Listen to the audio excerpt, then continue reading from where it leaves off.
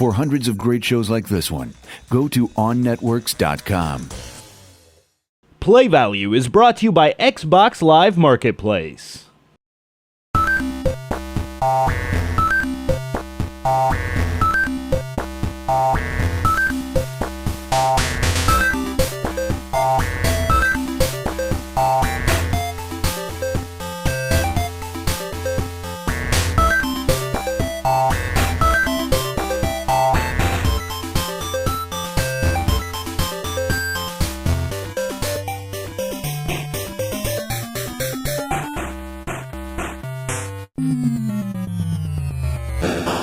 Anytime any kind of new artistic medium emerges, there's always controversy. People thought radio was rotting kids' minds, then it was comic books, then it was TV, then movies. I mean, there are people who thought like the jitterbug was gonna be the downfall of society. Everything brings controversy with it, and video games are certainly no exception. There's always been controversy in games. And it all starts in the 30s and 40s with pinball. The way you played pinball was, there were no pads like there were now. You put a ball in, you shook it around until it went in the right pocket, and it paid out. So pinball was essentially a game of chance, gambling. So in order to kind of, take a hit at the mafia, pinball became illegal. Then the New York mayor at the time, Fiorello LaGuardia, went so far as to take pinball machines down to the river, slash them with an axe, and then shove them into the water. 1976, New York decriminalized pinball, and almost immediately after, literally months later, the first controversial video game comes out. No sooner was pinball legalized than video games took their place, the torch was passed, and they were now public enemy number one. Parents up in arms, legislators angry as hell. Why is that? It's a game called Death Race. And the object of Death Race was you're driving around and you're running over gremlins. Well, running over gremlins kind of looks like running over people in the 70s because graphics were really bad. All you can see is like a pixelated head, a pixelated body, pixelated legs, pixelated arms, which to anyone looks like a person. And so parents started to object. The woman who's at the forefront of emerging protests was Ronnie Lamb,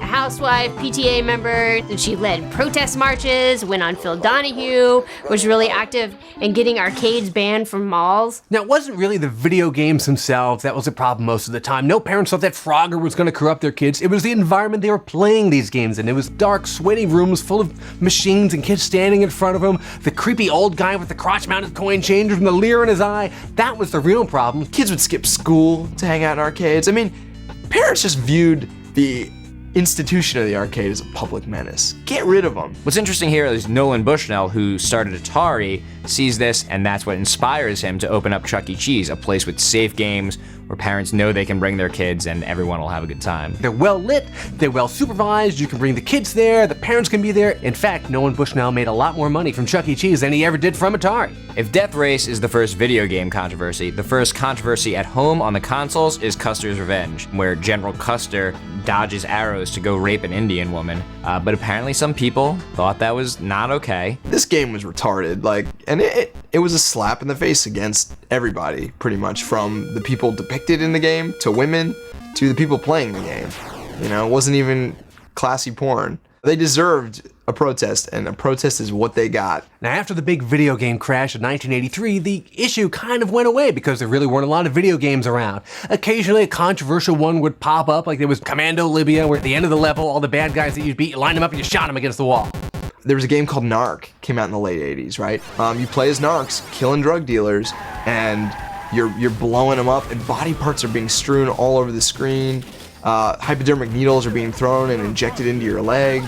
In other words, it was awesome.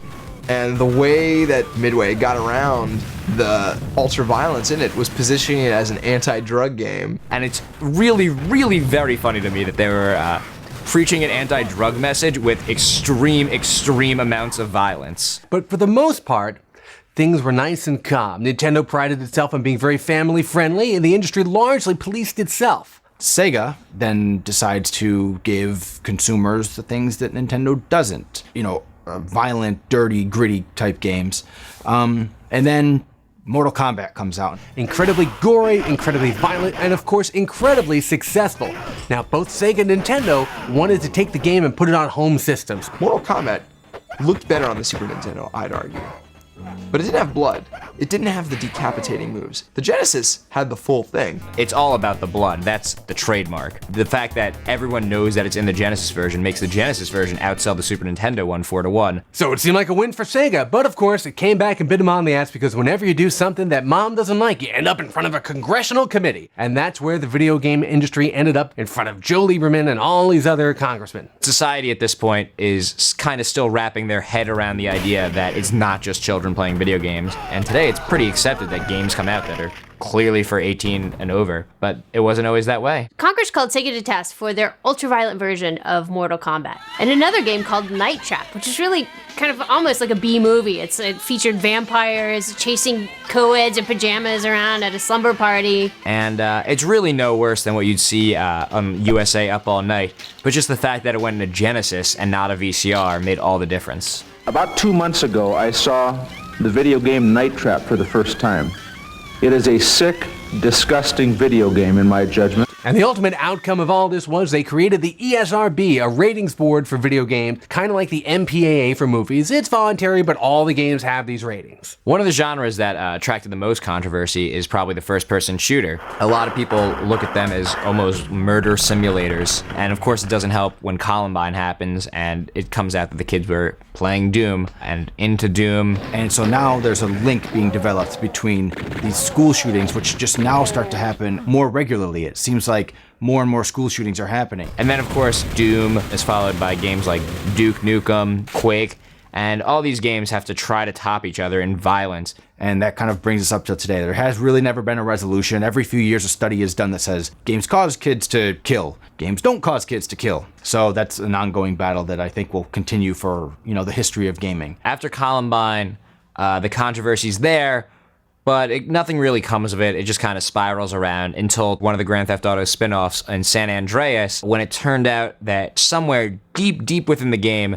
there was a sex scene that was never completed but left on the final disc. Some hidden footage somewhere in the game with some fully clothed little 3D characters kind of humping up against each other in a bed. It really wasn't anything worse than you'd see on like Adult Swim, but parents and congressmen and politicians were outraged. Hillary Clinton makes a huge deal out of this. She's threatening to shut the game companies down. She's threatening to do things she doesn't even have the right to do. But she's making a big stink. How did the video game industry solve this problem? Well, they held a $1,000 plate fundraiser for Hillary Clinton's re-election campaign, and mysteriously, no further hearings were ever held. And the one constant in all of this is that controversy in games means sales. It's the same with film and with books and with music. It's just the best free publicity you can get. All the concerned parents and the governing boards might want to raise a fuss a little less often if we don't want their kids rushing to stores to buy these games. The bottom line is they can regulate and they can market these things all they want, but it's up to the parents to keep track of what their kids are playing. If parents did their job, the government wouldn't always have to step in.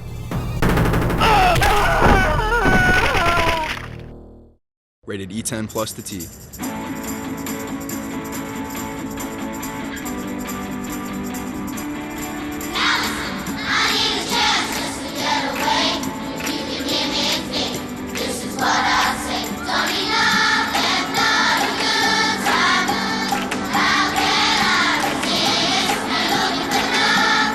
Play the games everyone wants to play.